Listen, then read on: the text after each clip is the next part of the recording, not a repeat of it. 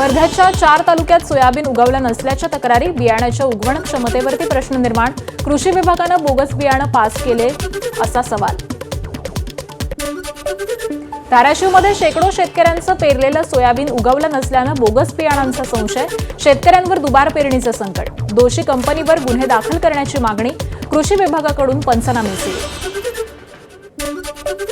लातूरमध्ये कोवळ्या सोयाबीनवर शंखी गोगलगाईचा प्रादुर्भाव, पावसाअभावी हैराण झालेल्या शेतकऱ्यांवरती दुहेरी संकट.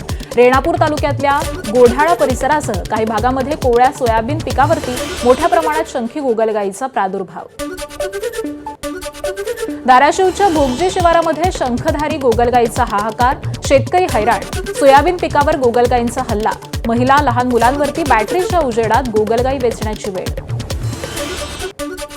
धाराशिवमध्ये गेल्या वर्षी अतिवृष्टी पुरात वाहून गेलेल्या जमिनीची नुकसान भरपाई मिळेना, मदतीसाठी शेतकऱ्यांचे शासकीय कार्यालयात हेलपाटे, अधिकारीही भेटत ना, त्याचबरोबर उडवाउडवीची उत्तरं दिली जात असल्यानं शेतकरी हतबल.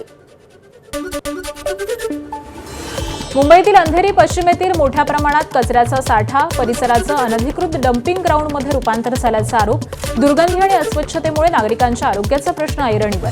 ठाकरेंच्या शिवसेनेच्या संजय कदम यांच्याकडून परिसराची पाहणी. मुंबईच्या अंधेरी पूर्वेतील अनधिकृत फेरीवाल्यांवरती एमआयडीसी पोलीस आणि महापालिकेची मोठी कारवाई, महाकाली केव्स रोड आणि अंधेरी रोड परिसरामध्ये वाहतूक कोंडी होत असल्याच्या तक्रारींमुळे कारवाई करण्यात आली.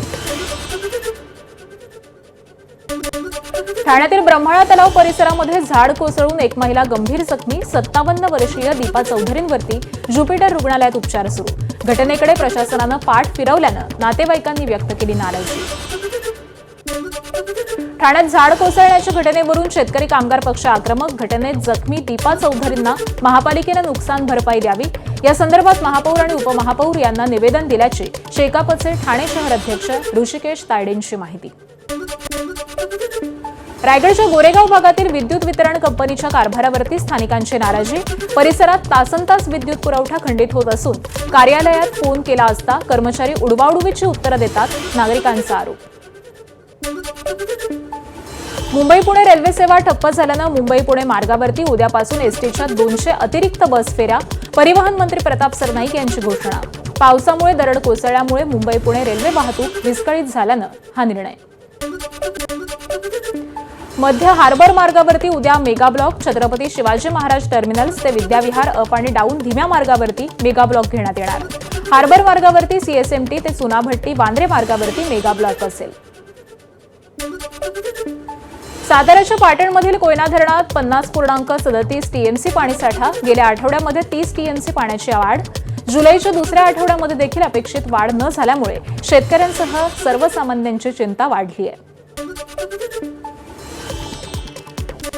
नंदुरबारच्या शहादा तालुक्यातील चिचपाणे जिल्हा परिषद शाळेची दुरावस्था, विद्यार्थ्यांवरती आधी झाडाखाली तर आता अर्धवट वर्गखोल्यांमध्ये शिक्षण घेण्याची वेळ, ना खिडक्या ना दरवाजे, अर्धवट बांधकामात भरतीये जिल्हा परिषदेची शाळा.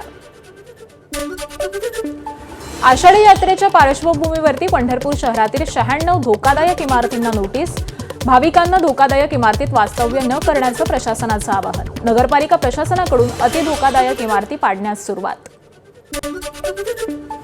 संत ज्ञानेश्वर महाराज आणि संत तुकाराम महाराजांच्या पालख्या पुण्यातून पुढे मार्गस्थ, संत ज्ञानेश्वर महाराजांची पालखी दिवेघाट मार्गे सासवडला मुक्कामी पोहोचणार, तर संत तुकाराम महाराजांची पालखी सोलापूर रस्त्यावरून लोणी काळभोरला मुक्कामी असेल. पुण्यातील हडपसरमध्ये वारकरी सन्मान सोहळा, शिवसेना पुणे शहर प्रमुख प्रमोद नाना भानगिर यांच्या वतीनं हजारो वारकऱ्यांचं स्वागत, शिवसेना नेत्या शायना एनसी यांचीही सोहळ्याला उपस्थिती. हडपसर नगरी पुन्हा एकदा विठुरायाच्या गजरानं दुमदुमली आहे. आदिशक्ती संत मुक्ताईंच्या पालखीचं बीडमध्ये आगमन, 750 किलोमीटरचा प्रवास करत येणारी मानाची दिंडी म्हणून ओळख, शहरातील माळीवेस हनुमान मंदिरात आज पालखीचा मुक्काम.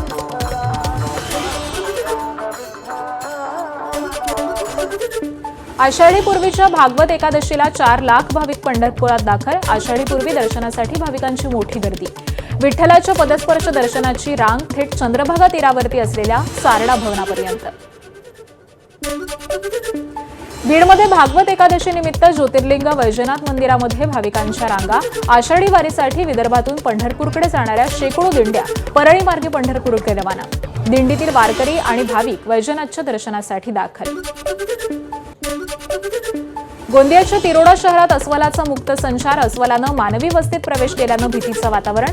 भर वस्तीत हुंदडणाऱ्या अस्वलाचा थरार सीसीटीव्हीत कैद.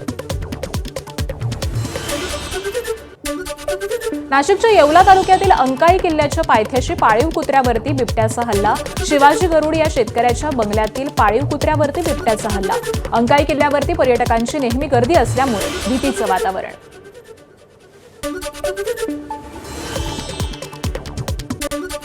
वाशिम जिल्ह्यातील शेतशिवारांमध्ये जनावरांचा उच्छाद. नीलगाय, हरण आणि त्याचबरोबर रानडुकरांकडून नुकत्याच पेरणी केलेल्या पिकांचं नुकसान. जनावरांचा बंदोबस्त करण्याची शेतकऱ्यांची मागणी.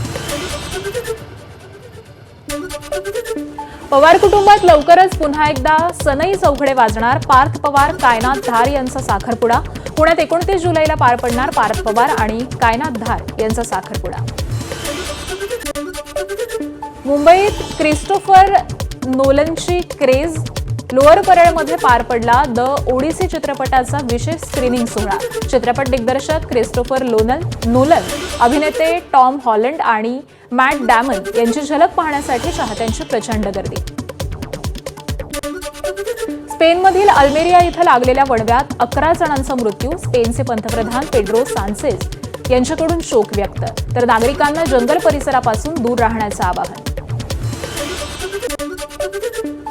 हवेतच फुटली विमानाची खिडकी. 61 वर्षीय प्रवासी खेचला गेल्याचा प्रकार.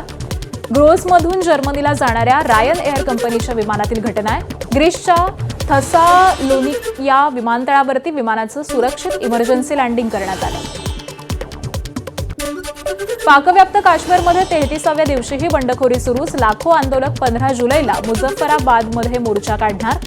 पाकिस्तानकडून 9,500 अतिरिक्त निमलष्करी दलाच्या तैनातीला मंजुरी. मृतांचा आकडा 62 वर पोहोचलाय. टीम इंडिया आणि इंग्लंडच्या T20 मालिकेतील आज शेवटचा सामना. 3-0च्या विजयासह इंग्लंडचा मालिका विजय. भारतीय संघासमोर व्हाईट वॉश रोखण्याचं आव्हान. संध्याकाळी 7 वाजल्यापासून मॅचला सुरुवात होणार.